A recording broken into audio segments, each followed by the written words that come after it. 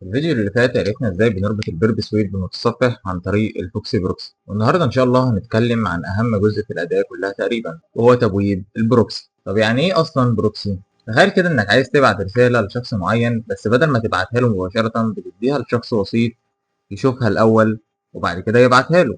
الشخص ده هو بيبقى اسمه البروكسي، ونفس الفكرة تقريبا بتحصل هنا.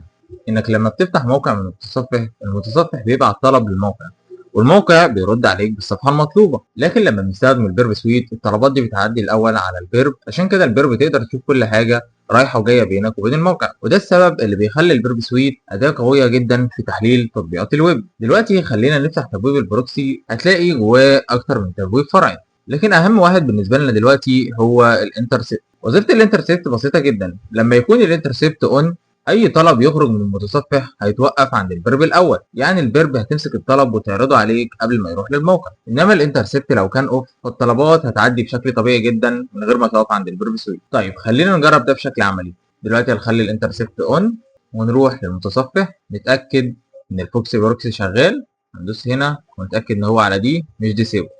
تمام. وهنا نبدا مثلا نبحث عن اي حاجه وندوس صفر. تمام، هيدينا warning. ننزل advanced وندوس accept. ودلوقتي حول الطلب بشكل مباشر على الفيرب سويت من غير حتى ما يفتح الموقع هنا في المتصفح. ليه؟ لأن الفيرب سويت دلوقتي وقفت الطلب ومستنية مني قرار، سواء توافق على الطلب اللي أنا بعته فتفتح الموقع اللي أنا طلبته، أو ترفضه فتقفله خالص. وهنا أقدر أشوف تفاصيل الطلب بالكامل، زي طريقة الطلب والرابط المطلوب والهيدر وكل البيانات اللي المتصفح بيبعتها. ساعتها هنا انت لو ضغطت فورورد الطلب هيكمل طريقه للموقع، ولو ضغطت دروب الطلب هيتم حذفه ومش هيوصل للموقع اصلا. وده بيدينا تحكم كبير جدا في الطلبات. في الوقت الحالي انت مش محتاج تحفظ كل التفاصيل دي، المهم تفهم فكره واحده بس، ان الفيرب سويت بتقف بين المتصفح وبين الموقع وبتسمح لك تشوف الطلبات قبل ما بتوصل. ودي اول خطوه اساسيه في تعلم اختبار الاختراق في تطبيقات الويب.